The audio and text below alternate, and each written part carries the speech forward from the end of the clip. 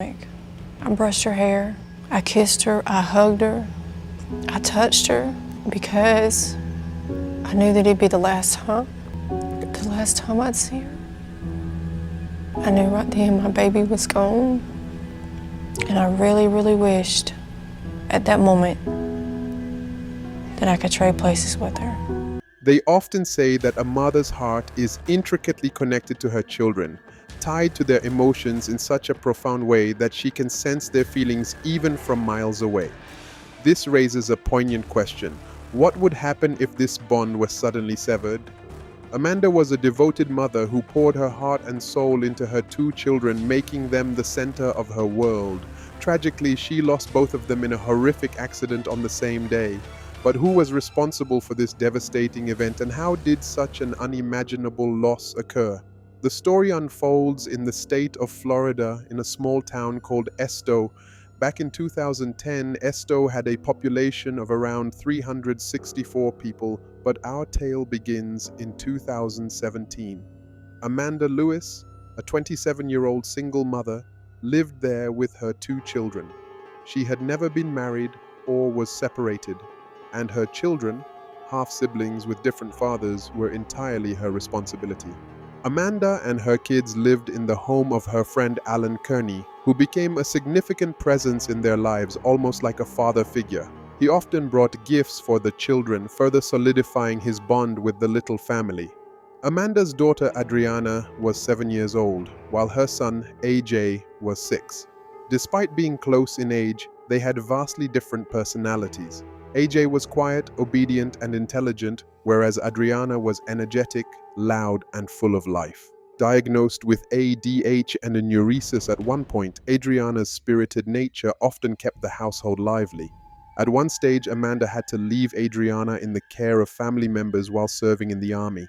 This separation created a temporary strain in their bond, but over time, Adriana readjusted to living with her mother.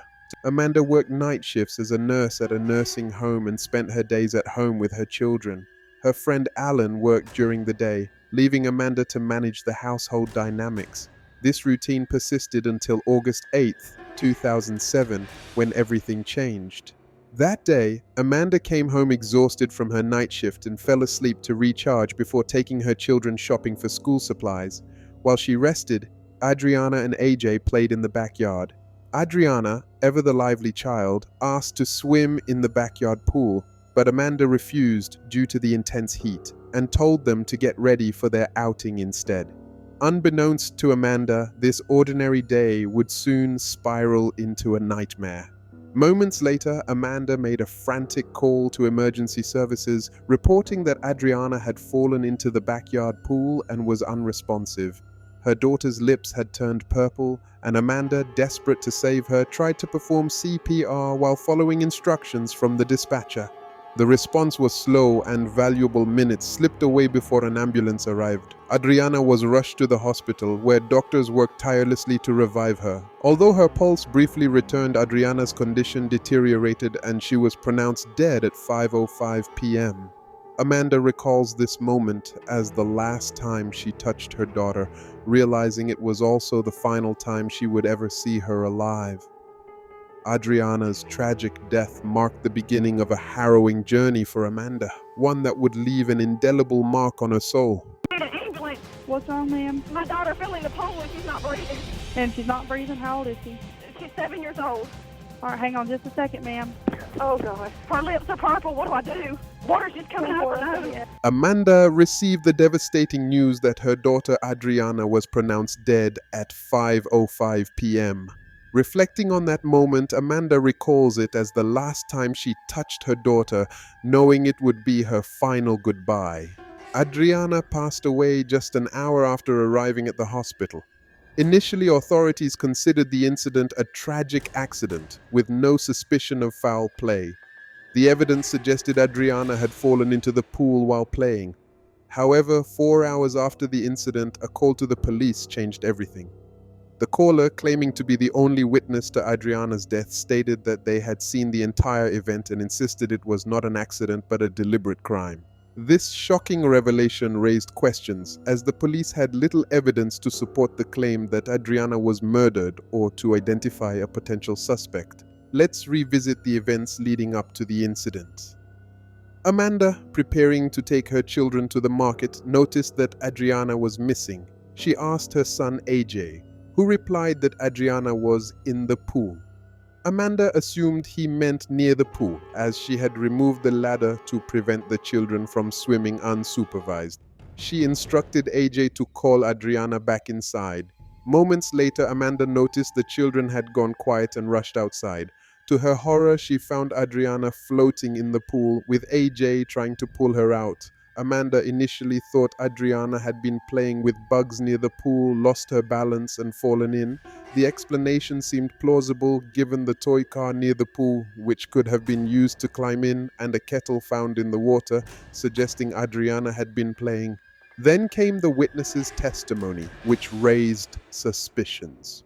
The witness claimed to have seen Adriana's death and insisted it was no accident. They described injuries that aligned with the medical examiner's findings, including bruises on Adriana's forehead and head, consistent with being held down in the water. However, the witness's account was inconsistent, sometimes claiming to have seen the incident clearly and at other times admitting they were too far away. This inconsistency led investigators to consider the possibility of someone framing Amanda. Amanda vehemently denied any wrongdoing, insisting Adriana's death was an accident. She even passed a polygraph test, leaving investigators in a quandary. As the investigation progressed, suspicion shifted toward Amanda's background. Her mother, Yanda, suggested that her ex-husband Charles might have coached the witness, as he strongly disliked Amanda.